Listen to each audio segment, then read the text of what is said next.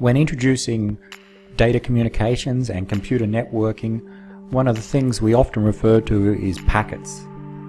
This short presentation is trying to explain what we mean by a packet, some different terms that are used to describe packets, and also give some examples of different packets. So I'll first talk about the terminology, define a packet, talk about the structure of a packet, and also introduce some other terms that may come up when we talk about packets. Then I'll give a detailed example using the Internet Protocol, showing the structure of an IP datagram, one example of a packet. Towards the end I'll give a few more examples. And we'll also discuss one of the design issues is how big should a packet be, so look at the packet size.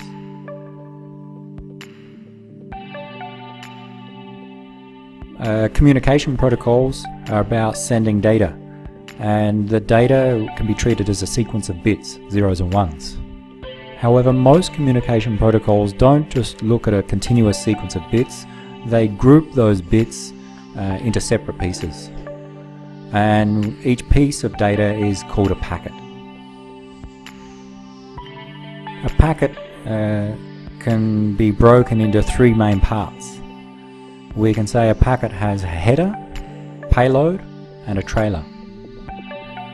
The payload first is the actual data we're trying to communicate. So if we're sending data from A to B, the payload part of the packet contains that data. The header and the trailer don't contain the user data, they can contain some extra information needed to make sure the protocol works correctly. So depending upon the purpose of the protocol, the header and trailer can be included to include control information. The difference between the two is that the header comes at the start of the packet while the trailer is at the end. The payload is in the middle. However, not all parts are needed. So depending upon the protocol, some packets may contain a header plus payload, but no trailer. In other cases there may be a trailer included, or there may be no payload at all and just a header.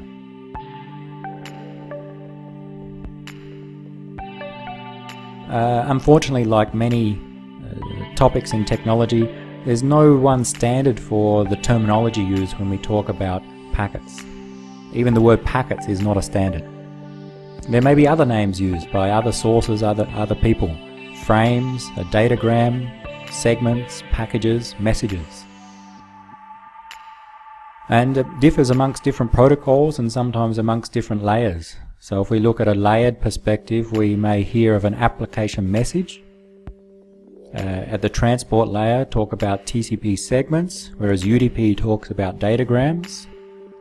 At the network layer, considering the Internet Protocol, commonly refers to datagrams. And maybe at the data link layer, frames are more common. So, depending upon the protocol, the layer, different names are used. I think the more general name is a packet. And I will usually use the word packet, or maybe if talking about a specific protocol, use the word that protocol uses, like a TCP segment. We often care about the packet size. Commonly we talk about the packet size in bytes or bits. But if you look at standards, often they use another word to talk about the size, octets. What's an octet?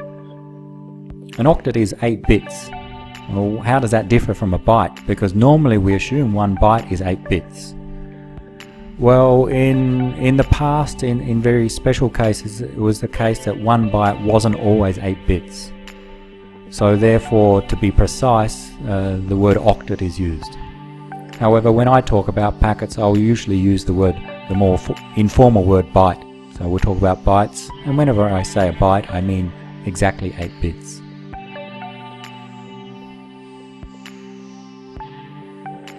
So we've said a packet contains header, payload, and trailer. Well, what's the purpose of the header and trailer?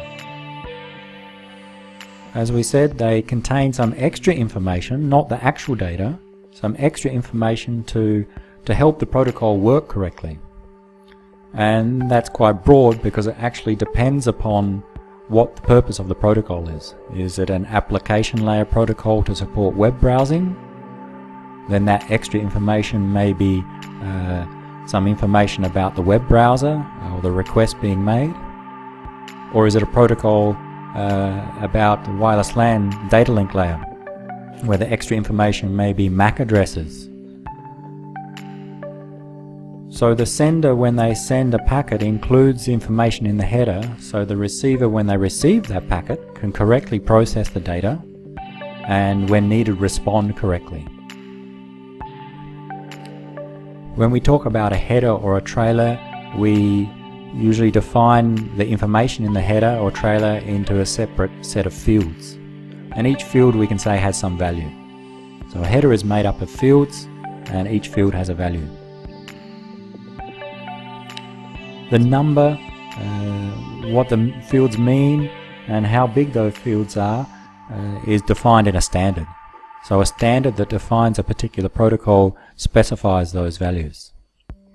For example, the IETF RFC 793 defines TCP, and in that document there's a picture and description of the TCP segment header fields.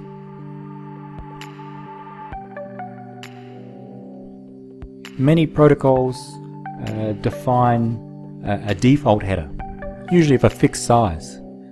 For example, with TCP, there's a default header of 20 bytes, and those 20 bytes are always required in a TCP segment. But often protocols also support optional extra fields, so further fields which increase the size of the header. They may not be included in all packets sent, but they may be used depending upon the features of that protocol being used.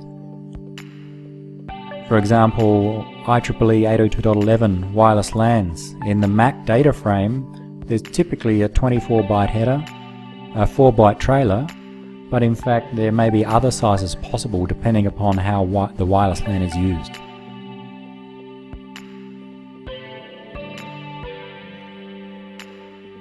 When we talk about packets, we often want to visualize or to draw to communicate the structure of a packet. So the top diagram, okay, we draw a packet as a simple rectangle where we think is the first bit is at the leftmost part of the rectangle and the last bit of that packet at the rightmost end. Read left to right. Where a packet we can split into 3 parts: header, payload and trailer, noting that not all those parts are always included. And the header and trailer may contain a set of fields, and those fields have values.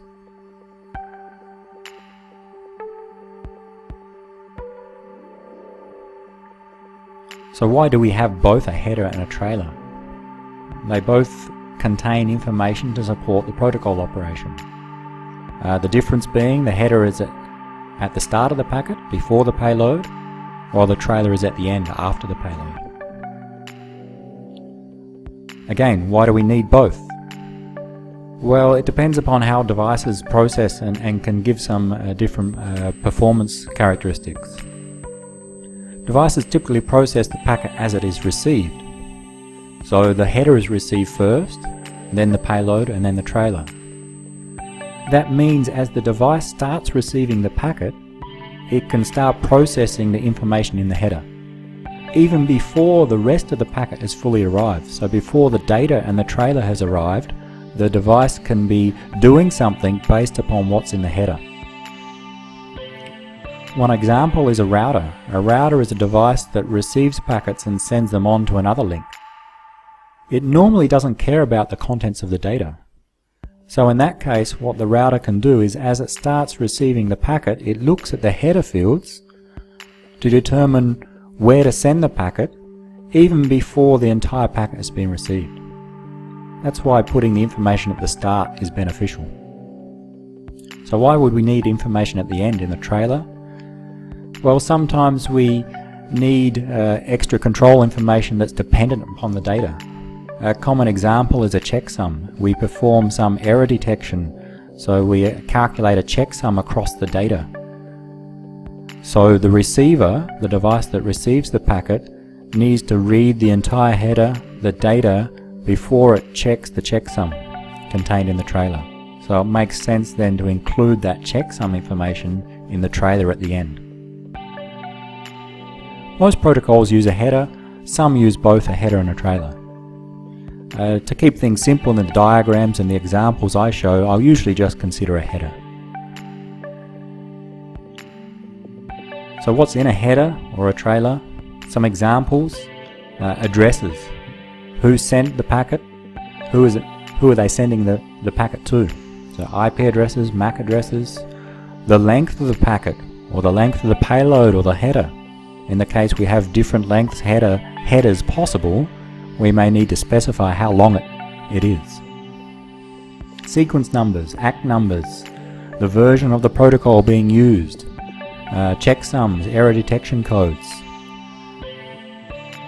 Sometimes packets have different meanings or different types, so we include in the header some value that indicates the type of packet. That's commonly performed using a flag. A flag is normally a single bit value, so it's either 0 or 1. 0 meaning off, 1 being on, or false and true. So if that single bit value is 1, and it means that feature indicated by that flag is on or is being used. We'll see some examples of packet structures in the next when we look at the Internet Protocol and the IP datagram.